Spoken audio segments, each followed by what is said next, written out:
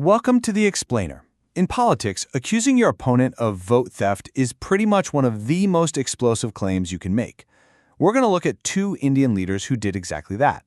They both used the same accusation, but their strategies, well, they led to completely different places. So, what happened here? Let's get into it. All right, so first things first, what exactly are we talking about?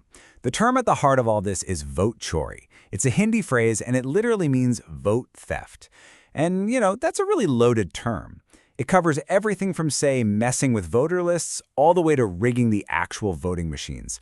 It's pretty much the most serious accusation you can make in a democracy. Okay, so this is where it gets really fascinating. You've got two major political leaders both shouting, "Vote Chori." Now, you'd think they'd follow a similar playbook, right? But nope. Their strategies and what happened because of them were completely different. And that's the big question we're digging into. Why? So, let's start with our first case study. Rahul Gandhi, the leader of the Congress Party. His approach? Well, you could sum it up in just one word: confrontation. So right after the 2024 general elections, Gandhi didn't just, suggest there were some issues. He dropped an absolute bombshell. He went public with this huge accusation of a large-scale coordinated vote theft that, in his words, totally skewed the final results. And look, he wasn't being vague about it either. He put a very specific, very big number on the table. He claimed that in just one constituency, Bangalore Central, more than 100,000 votes were stolen. Now, that's not just some small mistake. We're talking about a number that could completely flip an election. The stakes just got incredibly high. So you might be asking, how did they say this happened? Well, his team laid out a few key things. They talked about duplicate voters being added to the official lists, real voters being assigned to addresses that don't even exist, and maybe the most serious claim of all, that critical CCTV footage was intentionally destroyed. Now, when you make an accusation that huge, you know the people who actually run the elections are going to respond. So what was the reaction from the Election Commission of India, the EC? Right away, Gandhi's party, the Congress, jumped in to back him up. You had key leaders like the party chief in Punjab calling the evidence irrefutable. And they didn't just stop at press conferences.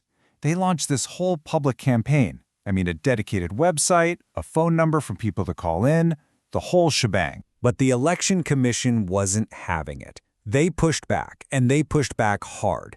They basically issued an ultimatum, telling Gandhi, hey, you need to either show us the proof or you need to back down. The demand was clear. Submit a formal, sworn statement with actual evidence, or apologize to the entire nation. And this right here really shows you the standoff. Gandhi's camp would point to a specific case, like a voter named Shakun Rani, and say, see, she voted twice. But then the Election Commission would fire right back, saying, well, the document you showed us isn't official, and our records show she only voted once. It turned into this classic he said, she said.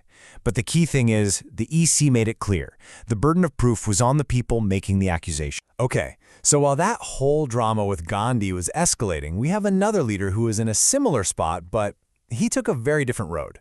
Let's talk about Arvind Kejriwal, the head of the Aam Aadmi Party, or AAP, in Delhi. So, before the Delhi state elections, Kejriwal was making claims that, well, they sound pretty familiar, right? He accused his opponents, the BJP, of trying to rig the system by trying to get thousands of voters deleted from the lists. He even gave a specific number, pointing to over 11,000 of these deletion requests in just one area. And then, Election Day. The results came in, and it was a massive blow for Kejriwal's party. They ended up with only 22 seats. Their rivals, the BJP, got a clear majority with 48. Kejriwal himself even lost his seat. The message from the voters was pretty unambiguous. And this is the pivot. This is where things get really different. After that decisive loss, Kejriwal's entire tone just changed. Instead of digging in his heels on the Vote Chori stuff, he publicly accepted the outcome. He said his party respected the people's verdict and that they would get to work as a constructive opposition. It was all about serving the people, he said, not just being in power. All right, so let's zoom out. What does all this mean? You've got two leaders, the exact same accusation, but totally different playbooks and totally different results. So what does this contrast really show us about politics and about democracy itself? I mean, the two approaches are just night and day. On one side, you have Gandhi, who went for all-out confrontation. He's locked in this battle with the Election Commission with no clear end in sight. On the other side, you have Kejriwal. Now remember, he made similar claims before the election. But once the votes were counted and the result was clear, he pivoted, he conceded, and immediately repositioned his party to be the official opposition, ready to get to work. And really, what this all boils down to is a question that sits at the very heart of any democracy. You have the right to question and challenge an election result, but you also have a responsibility to maintain faith in the democratic process itself. So the big takeaway here is this really critical question: where do you draw that line? There isn't an easy answer, but it's a question every single democracy has to grapple with.